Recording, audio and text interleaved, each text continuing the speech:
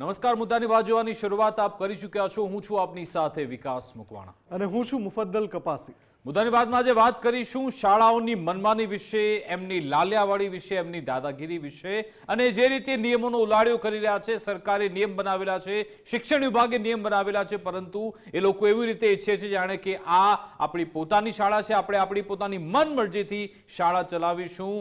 શિક્ષણ વિભાગે જે કરવું હોય કે ગમે એટલા પરિપત્ર કેમ ન હોય, પરંતુ અમે મનસ્વી વર્તન જ કરતા રહીશું। એવી એક નહીં 3 થી 4 એવી શાળાઓ છે ગુજરાતભરની જે છેલ્લા 2-3 દિવસથી એવી ચર્ચામાં છે કે એમણે ક્યાંક પરિપત્રનો ઉલાળ્યો કર્યો। પહેલા વાત કરીએ કે સરકારનો પરિપત્ર છે કે તમે કોઈ ચોક્કસ કલરના સ્વેટર પહેરવા માટે વિદ્યાર્થીઓ પર, બાળકો પર દબાણ ન કરી શકો, અથવા તો કોઈ ચોક્કસ જગ્યાએથી તમે આ કપડાં ખરીદો, શૂઝ ખરીદો એવું પણ દબાણ ન કરી શકો, વેપારી પ્રવૃત્તિ તમે ન કરી શકો।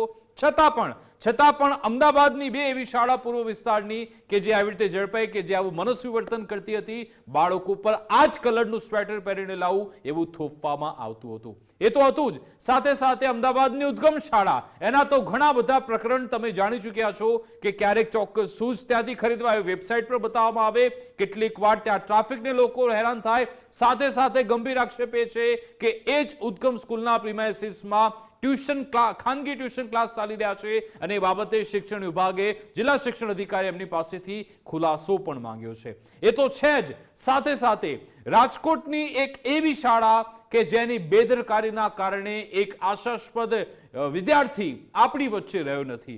આપને યાદ હશે કે જ્યારે હરણી બોટ દુર્ઘટના કાંડ થયો પછી સરકારે કડક ગાઈડલાઈન બનાવી છે કે જો તમારે બાળકોને પ્રવાસે લઈ જવા છે તો તમારે પહેલા તો જે તે શિક્ષણ અધિકારીની મંજૂરી લેવાની, સાથે સાથે આરટીઓ વિભાગ પાસેથી પણ તમારે તમામ સર્ટિફિકેટ લેવાના છે। એ પછી લાયસન્સની બાબત હોય, સેફટીની બાબત હોય, એ તમામ તમારે સર્ટિફિકેટ લેવાનો છે અને ત્યાં સુધી કે સ્થાનિક પોલીસને પણ જાણકારી આપવાની અને બંદોબસ્તમાં 2 પોલીસ કર્મી, મહિલા અને પુરુષ પોલીસ કર્મી પણ ત્યાં વિદ્યાર્થીઓના પ્રવાસ દરમિયાન હાજર હોવા જોઈએ। આમાંથી એક પણ નિયમનું એ શાળાએ પાલન ન કર્યું અને અંતે પછી એ બાળક, એ વિદ્યાર્થી આપણી વચ્ચે રહ્યો નથી। આવી ઘણી બધી શાળા છે, એટલા માટે જ અમે આ મુદ્દો ઉઠાવી રહ્યા છીએ કે આખરે શું હજુ પણ એવી શાળાઓ છે કે જે પોતાની મનમાની, પોતાની લાલિયાવાડી ચલાવતી રહે છે। આજે અમદાવાદની 70 શાળા, જ્યાં એ શાળા હતી કે જેણે શિક્ષણ અધિકારીની પરવાનગી વગર પ્રવાસ યોજ્યો હતો, પછી જે તે સમયે એને પછી નોટિસ ફટકારી, અને એ શાળા કે જ્યાં એક વિદ્યાર્થીનું મોત થઈ જાય છે, એની હત્યા થઈ જાય છે, આજે એ શાળા હવે સરકાર હસ્તગત થઈ ચૂકી છે। શું હવે આકરા આવા પગલા લેવાની શરૂઆત થઈ ગઈ છે, અથવા તો હજુ પણ ઘણા બધા આપણે કડકાઈપૂર્વક કામગીરી લેવાની છે એવું લાગી રહ્યું છે? આ બધા તમામ અલગ અલગ શાળાના મુદ્દાઓ જોઈશું અને હજુ પણ ક્યાં એ લૂપહોલ છે આખી સિસ્ટમમાં કે જેના કારણે આ શાળાઓ ફાયદો લે છે, અથવા તો એમને કોઈનો ડર કેમ નથી, એ પણ આજે જાણવાનો પ્રયત્ન કરીશું। બિલકુલ, અને આ બધાની વચ્ચે એક સવાલ ફરીવાર અમે પૂછીએ છીએ કે શું આપનું સંતાન જે શાળામાં અભ્યાસ કરી રહ્યું છે, આ સવાલ એ તમામ વાલીઓને છે કે જ્યાં એમના ધ્યાનમાં છે કે એમની શાળામાં અમુક એવી બાબતો થઈ રહી છે જ્યાં નિયમોનું પાલન, એફઆરસીની રચના અને પછી ફી અને એના જે ઉલ્લંઘનના કિસ્સાઓ છે એ આવતા જ હોય છે સામે। આ પ્રકારે બીજા પણ ઘણા બધા કિસ્સા છે કે જ્યાં શાળાઓ એટલા માટે મનમાની કરે છે કેમ કે એ જે બ્રાન્ડ છે, શાળાનું જે નામ થઈ ગયું છે, અને ત્યાં પ્રવેશ મેળવવા માટે વાલીઓએ જે મહેનત કરી હોય છે, પછી એ બાળકને પ્રવેશ મળ્યો હોય એમાં, અને પછી કોઈ એવી બાબત સામે આવે તો વાલી બોલે કયા મોઢાથી? ઘણી વાર એ વાલી બોલી નથી શકતા કે ભાઈ આ શાળામાં આવું ચાલે છે। કેમ કે એમણે મશક્કત કરી હોય છે એ શાળામાં પોતાના સંતાનને પ્રવેશ મેળવવા માટે થઈને, અને એ પછી જ્યારે એમના ધ્યાનમાં આવે તો એ પોતાના સંતાનનું વિચારીને કે એના હિતનું વિચારીને ચૂપ થઈ જાય છે। પણ નિયમો સરકારે બનાવ્યા છે, રાજ્ય સરકાર અને રાજ્ય સરકારનો શિક્ષણ વિભાગ, એમણે જે ગાઈડલાઈન જાહેર કરેલી છે તમામ શાળાઓ માટે, એનું પાલન કરવા માટે આ બધી શાળાઓ બંધાયેલી છે। કોઈ પણ શાળા હોય, ગમે એટલું મોટું નામ હોય, ગમે એટલી મોટી એની ઘણી બધી બ્રાન્ચીસ હોય, પણ સરકારના નિયમોનું પાલન કરવા માટે આ શાળાઓ બંધાયેલી છે। અને એટલા માટે અમે કહીએ છીએ કે કોઈ એક વ્યક્તિએ તો આગળ આવવું પડશે। જો નહીં આવીએ આપણે તો તમને યાદ છે કે જે અમદાવાદની 7 ડે સ્કૂલમાં થયું અને આ રાજકોટની નવયુગ સ્કૂલની ઉપર જે આરોપો લાગ્યા છે, પ્રવાસ લઈને તમે ગયા છો, ભલે તમે ગમે એટલા નિયમોનું પાલન કર્યું હોય, સૌથી પહેલી નૈતિક જવાબદારી તમારી એ છે કે તમે કોઈનું સંતાન લઈને ગયા છો પ્રવાસમાં, તો એ ત્યાંથી તમારી નજરની સામેથી ઓઝલ ના થાય એ તમારે ધ્યાન રાખવાનું છે. તમે બાકી ભલે બધું જ કર્યું હોય કાગળો ઉપર, પણ તમારી પહેલી જવાબદારી એ છે કે તમે જેટલા પણ એ બાળકોને લઈને ગયા છો પ્રવાસમાં, એ કોઈનું સંતાન છે, કોઈનું જીવન છે. અને પછી તમે જવાબ એવો આપો, તમે એવો બચાવ કરો કે ભાઈ અચાનક અમુક બાળકો નજર ચૂકવીને જતા રહ્યા અને સ્વિમિંગ પુલમાં એ દુર્ઘટના બની ગઈ. આ નવયુગ સ્કૂલ વાળો કિસ્સો કહું છું, જુનાગઢના રિસોર્ટમાં જે બન્યું. અને બાળક આજે નથી, એ પરિવારની શું હાલત હશે તમે વિચારો તો ખરા. અને એ એટલા માટે આ એક સ્કૂલની વાત નથી, એટલા માટે હું કહું છું કે જેટલી પણ શાળાઓ આવી મનમાની કરે છે એની સામે બોલવું પડશે, કેમ કે નિયમોનું પાલન કરવા માટે બંધાયેલા છે. એ કોઈ સ્વાયત્ત નથી કે પોતાની મનમરજી મુજબ ચલાવે. ખાનગી શાળા હોય તો પણ તમે ફી આપીને માંડ માંડ પ્રવેશ એમાં લેવડાવ્યો હોય તો પણ. અમદાવાદમાં ઉદ્ગમ સ્કૂલ ડીઈઓ એ નોટિસ પણ પાઠવી દીધી છે, હજુ પણ એ વિષયમાં આગળ જે પગલાં લેવા જોઈએ નથી લેવાયા. વધુ એક સ્કૂલનું નામ આવ્યું, સેન્ટ માર્ક સ્કૂલ. આરોપ થયો એની સામે કે ભાઈ સ્વેટર ચોક્કસ જગ્યાએથી જ ખરીદવાનું. અને એવી પણ મેં વાત સાંભળી એમાં કે ભાઈ એ જે જગ્યાએથી ખરીદવાનું છે એની ક્વોલિટી ઉપર પણ સવાલો છે, સ્વેટર જે એ ખરીદવાનું છે. અને પછી સંચાલકોએ સ્વીકાર્યું કે હા આવું થયું હતું. તો આ પ્રકારની ઘટનાઓ બની રહી છે અલગ અલગ સ્કૂલમાં. કોઈ એક સ્કૂલની વાત નથી, આ અલગ અલગ સ્કૂલમાં બની રહી છે. મોટા ભાગે તો કિસ્સા સામે આવતા જ નથી. મોટા ભાગે તો એવું જ બને છે કે વાલીઓ ચૂપકીદી સેવી લે છે, વિચારે છે કે ભાઈ મારા સંતાનનો સવાલ છે. પણ આપણે તો હરણી જેવો બોટ દુર્ઘટના કાંડ ન સર્જાઈ જાય અને આ નવયુગ સ્કૂલ જેવી દુર્ઘટના ન સર્જાઈ જાય એના માટે આગળ આવવાનું છે. અને એટલા માટે સૌની એટલે આમાં એક ઉદાહરણ સામે ચોક્કસથી મૂકવું જરૂરી છે, કારણ કે જો હરણી બોટ દુર્ઘટના જેવો કાંડ થયો તો ફરી એવું ન થાય એનું ધ્યાન રાખવાની જવાબદારી આપણા સૌની હતી. પણ એમાં આપણી ચૂક રહી ગઈ. તમે જુઓ કે રાજકોટમાં નવયુગ સ્કૂલનો જે આશાસ્પદ વિદ્યાર્થી જે આપણી વચ્ચે રહ્યો નથી, કેમ એમાં દાવો થઈ રહ્યો છે કે એ લોકોને ત્યાં લઈ ગયા હતા જુનાગઢમાં, ને પછી કોઈ ગીર રિસોર્ટમાં ત્યાં બાળક સ્વિમિંગ પુલમાં ડૂબી જવાથી મોત થયું. અને આ લોકો એમના શિક્ષકોને એવું કહેવું છે કે ભાઈ નજર ચૂકવીને વિદ્યાર્થી ત્યાંથી જતો રહ્યો. કેવી રીતે નજર, તમે જો ત્યાં ધ્યાન રાખ્યું હોત કે વિદ્યાર્થીઓને ત્યાં તમે એમને વ્યવસ્થિત રાખ્યા હોત, એમને ત્યાં સંકલિત રાખ્યા હોત તો કદાચ આ બનાવ ન બન્યો હોત. પરંતુ તમે કોઈ જવાબદારી લેવા તૈયાર જ નથી. ના તમે પોલીસને કોઈ જાણકારી આપી, ના તમે પોલીસ બંદોબસ્ત માંગ્યો હતો, ના તમે કોઈ સર્ટિફિકેટ લીધા ફિટનેસ માટેના. તમે કદાચ ન કરે નારાયણ આવતા જતા કશું ગાડીમાં કઈ થઈ જાય, જવાબદારી કોની? આમાં બચાવનું એક મોટું જે હથિયાર છે એ પેલું ફોર્મ સાઇન કરાવે છે વાલીઓ પાસે પ્રવાસમાં. એ પણ નિયમ અનુસાર જ છે. પણ તમે એનું લખાણ વાંચો કે ભાઈ કઈ પણ દુર્ઘટના થાય તો જવાબદારી વાલીની રહેશે, પછી વાલીની સહી લે એમાં. એટલે તમે એવું કહેશો કે જો અમે તો ભાઈ વાલીઓ પાસે આ સહી કરાવી હતી, અમે કહ્યું હતું કે દુર્ઘટના ઘટશે પણ આમાં હવે કડક દંડો આમાં પછાડવો પડશે. તમે જો કે 3 અલગ અલગ દ્રશ્યો જોઈ રહ્યા છો, 3 અલગ અલગ આ કિસ્સા છે. પણ આ તો જેટલા કિસ્સા બહાર આવે એટલા છે. આવી ઘણી એવી શાળા છે કે જ્યાં આવી મનમાની ચાલતી હશે. ક્યાંક વિદ્યાર્થીઓના નામે આવી વેપાર વૃત્તિ થઈ રહી છે. એમને સાથે રાખીને કે એમના સ્વેટરના નામે હોય કે પછી એમની ફીસના નામે હોય, એમના કપડાના નામે હોય, કોઈને કોઈ રીતે વિદ્યાર્થીઓ પાસેથી, એમના વાલીઓ પાસેથી પૈસા અગરવામાં આવે. એટલું જ નહીં, એમની સિક્યોરિટીની કોઈ જ અહીંયા વ્યવસ્થા નથી લાગી રહી એવું મને અહીંયા જવાબદારીપૂર્વક કહી રહ્યો છું. કારણ કે 2 ઉદાહરણ તમને આપી દઉં. અમદાવાદની જ આ 7 ડે શાળા કે જેણે ડીઈઓની પરવાનગી વગર પ્રવાસ કરી નાખ્યો હતો. અને એ તો ખૂબ જ તાજું ઉદાહરણ હતું કે જ્યારે હરણી બોટ કાંડ થયો તો સરકારે ગાઈડલાઈન જાહેર કરી કે ભાઈ શિક્ષણ અધિકારીની મંજૂરી વગર તમે પ્રવાસ ન કરી શકો. છતાં પણ એ શાળા એ ખબર નહીં કઈ શેખીમાં હશે કે કયા એ ઘમંડમાં હશે, એમણે એ પ્રવાસ યોજ્યો અને પછી ફક્ત થોડો દંડ કે પછી નોટિસ ફટકારીને જિલ્લા શિક્ષણ અધિકારી સંતોષ માની લીધો. અને પછી આગળ જતા આ 7 ડે શાળામાં કેવો બનાવ સામે આવ્યું તમને ખબર છે. ત્યાં પણ એક આશાસ્પદ વિદ્યાર્થી જેની હત્યા થઈ ગઈ. આ રીતના સંકલનના કારણે હવે રાજકોટની નવયુગ સ્કૂલ એમાં પણ એવું જ છે કે જ્યાં એ શિક્ષકોએ ત્યાંના શાળાના સંચાલકોએ ખૂબ જ અહીંયા જવાબદારીપૂર્વક આગળ વધવાનું હતું, પરંતુ એમને એવું લાગે છે કે વિદ્યાર્થીઓના ભવિષ્ય અને એમની સુરક્ષાની કોઈ જ પરવા નથી. ફક્ત અને ફક્ત એન્જોયમેન્ટમાં એમને રસ દાખવ્યો અને પછી એ વિદ્યાર્થીનું મોત થયું. પછી જવાબ ત્યાંથી જે આવ્યા એમને જવાબદારી એવી સ્વીકારવી જોઈએ કે હા મારી ભૂલ થઈ છે, છતાં પણ રાજકોટની શાળાના સંચાલકોએ કહ્યું અમે તો તમામ એસઓપીનું પાલન કર્યું છે. કઈ એસઓપી હતી? અને હવે સવાલ એ છે કે શું શિક્ષણ અધિકારી એ શાળાના સંચાલકો સામે કોઈ કાર્યવાહી કરશે ખરા? કારણ કે સીધી રીતે ગાઈડલાઈનનું ઉલ્લંઘન તો છે જ. પોલીસે પણ ત્યાં કહ્યું કે અમારી પાસેથી એમણે રજૂઆત તો કરી હતી પણ બંદોબસ્ત માંગવામાં નથી આવ્યો.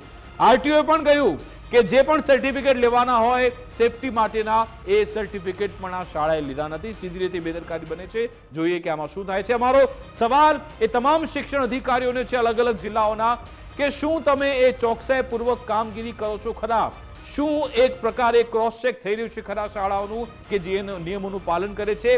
ફીસથી શરૂઆત થાય, બાળકોની સુરક્ષાની વાત આવે છે કે પછી એમને પ્રવાસમાં લઈ જાવ, ગાઈડલાઈનનું પાલન કરવાની વાત હોય, શું તેમાં આપણે ક્યાંક ઉણા તો ઉતરતા નથી ને? એ અત્યારે આપણે જાણવાનો પ્રયત્ન કરવો પડશે.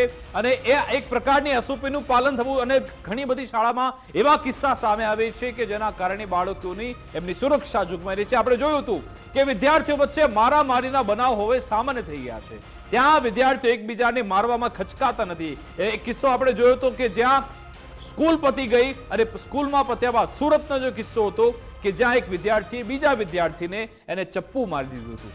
આવા બનાવ બને છે.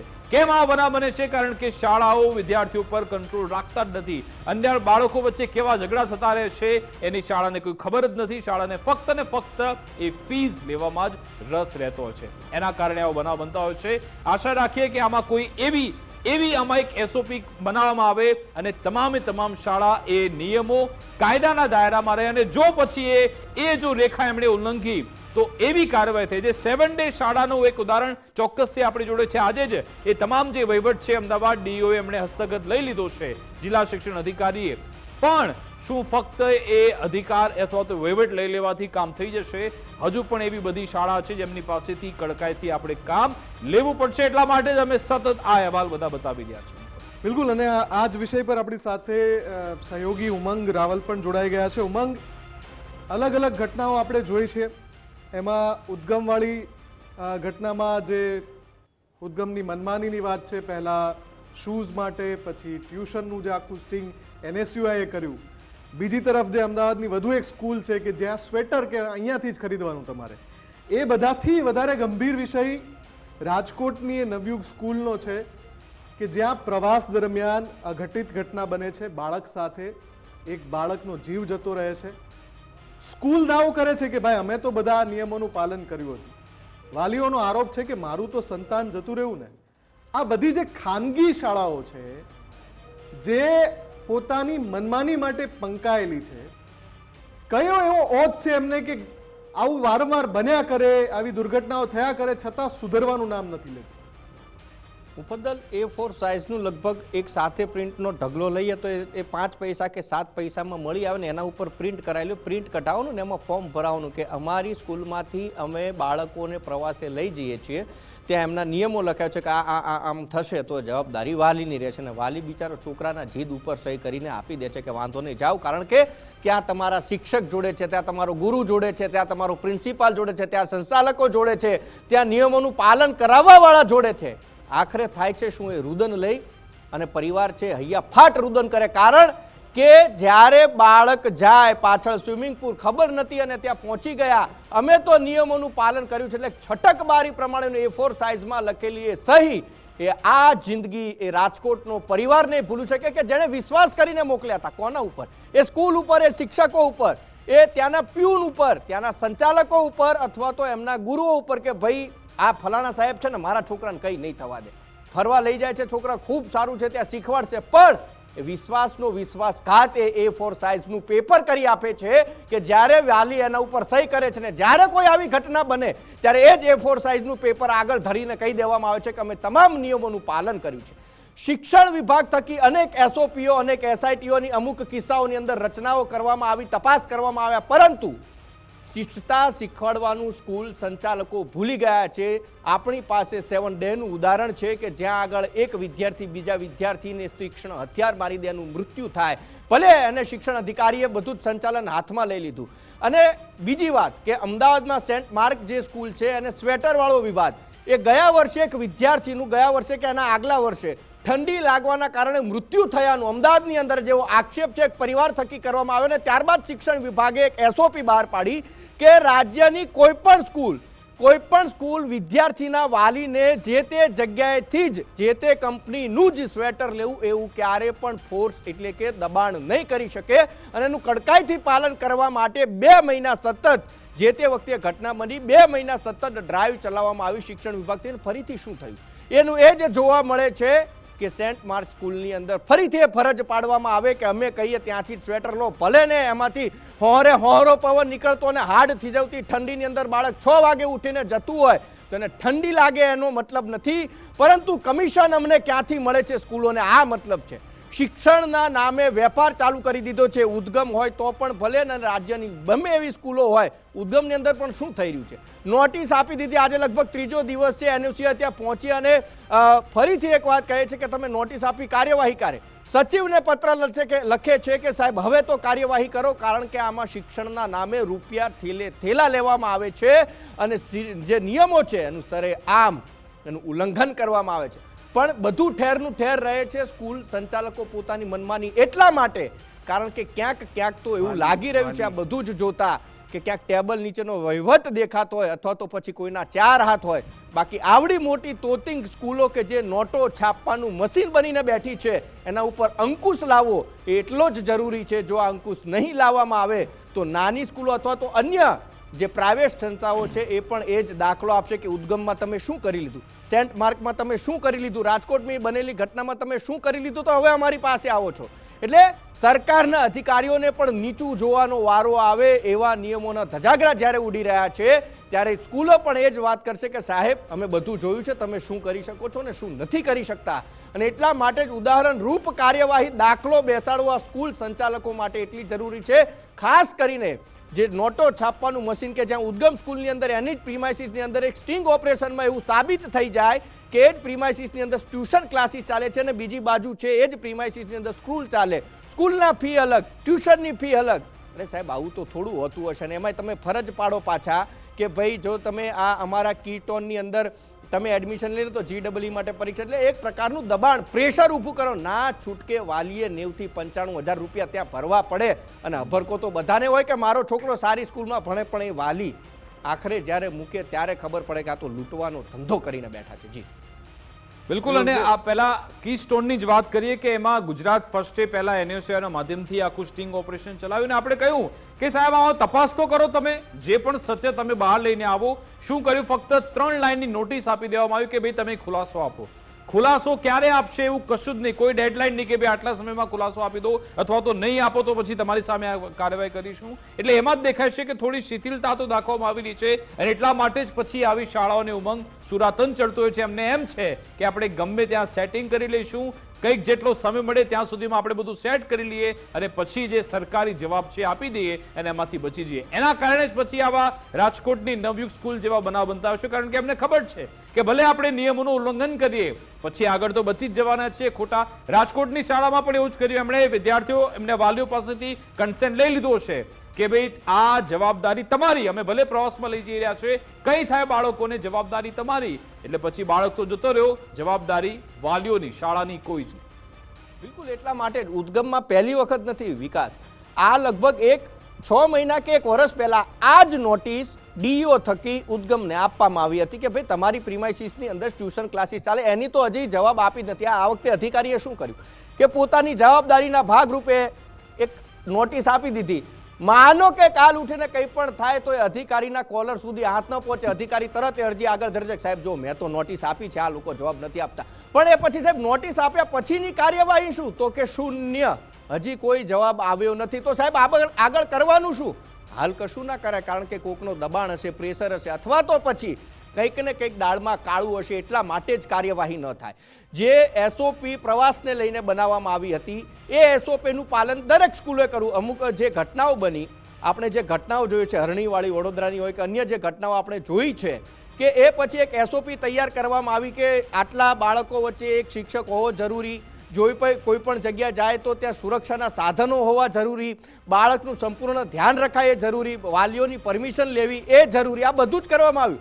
પણ આખરે એક જ વસ્તુ બતાવવામાં આવશે કે વાલીએ તો અમને પરમિશન આપી હતી, છેલ્લે એક જ લાઈન લખી હોય આપણે ઓપરેશન કરાવીએ ને તો ડૉક્ટર પણ, કારણ કે ડૉક્ટર તો બિચારો ભગવાન હોતો નથી, એમ સ્કૂલ સંચાલકોને એમ થતું હોય કે ભાઈ અમે ધ્યાન ન રાખી શકીએ, એટલે એવું લખેલું હોય કે આ ઓપરેશન દરમિયાન કંઈ પણ થશે તો જવાબદારી પરિવારની રહેશે. એટલે એ જ છટકબારીના આધારે આ લોકો છટકી જાય છે. મારે વચ્ચે એ પણ તમને જણાવવું છે કે PCR ટીમ સતત રાજકોટના કિસ્સામાં, આપણે અમદાવાદના કિસ્સામાં પણ શિક્ષણ અધિકારીનો જવાબ લેવાની કોશિશ કરી રહ્યા છીએ, પણ દીક્ષિત પટેલ કે જે ઇન્ચાર્જ ત્યાંના DEO છે એમણે જવાબ એવો આપ્યો કે ટેલિફોનિક ઇન્ટરવ્યુ હું નહીં આપું, તમે બાઇટ લઈ લો, ટેલિફોનિક ઇન્ટરવ્યુ નહીં આપું.